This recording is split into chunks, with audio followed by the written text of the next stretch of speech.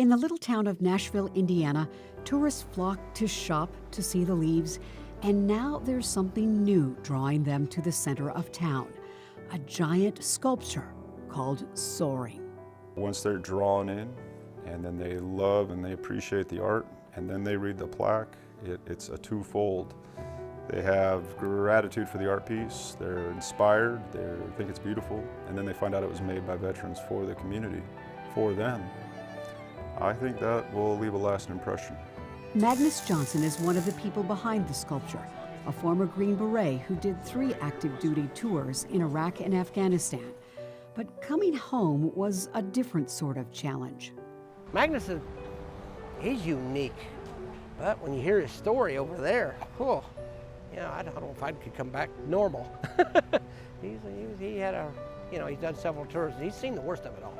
Some of my friends started committing suicide, and I wanted to do something. I wanted to not let that just kind of slip into nothing. 22 veterans commit suicide every day, thus the 22 leaves. To raise awareness for this and other veterans' issues, Magnus founded Elderheart.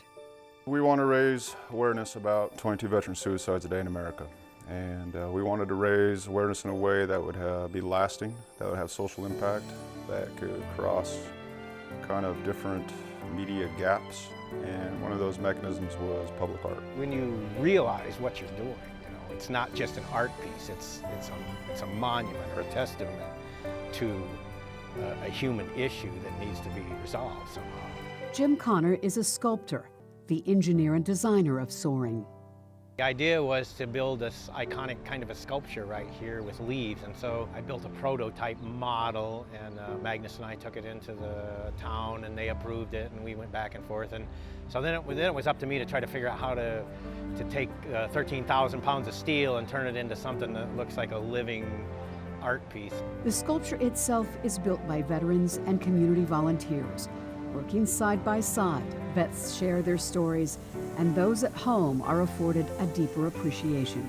This is my hometown. I'm going to see it every day, and it's just an amazing thing to be a part of. It's very uplifting. People being involved with people is more therapeutic than anything, I think. Lots of people go and they'll just be like, oh, well, thank you for your service, and then it stops there. And talking and thanking is always important. But I felt like, I didn't just want to stop there. I wanted to actually have, my actions be backing up really what was coming out of my mouth, and really being able to make sure that they really saw that there was a passion and importance placed on them. If 22 members of any community are killing themselves a day, it's a big deal. I think one of the biggest things that could reduce that number is genuine appreciation and genuine gratitude.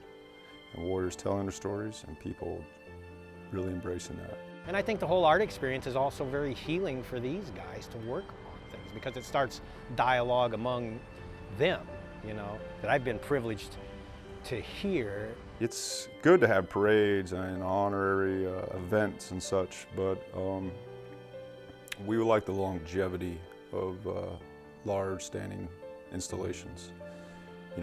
What you hear, touch, taste, smell, read, look at, that's your culture.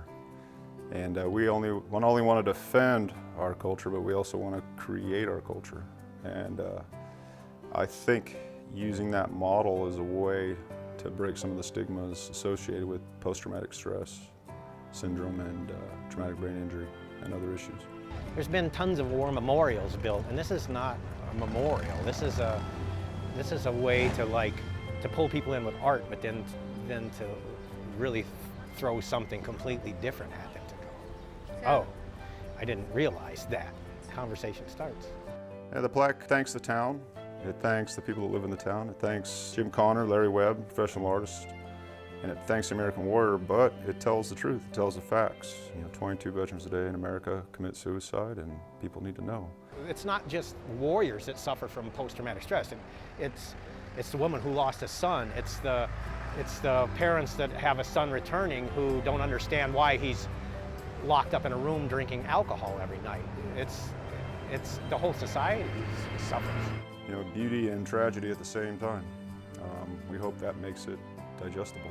Soaring is lifting spirits here, and Elderheart hopes to open the eyes and hearts of communities everywhere. Art is a mechanism to get involved in your community, to make something that's going to last a long time, that's going to shape the culture of a place you live in, that defines what's important. So anybody who puts their hands on it or touches it or adds to it is a part of that legacy. For other profiles and resources for veterans, visit wfyi.veteranscominghome.org.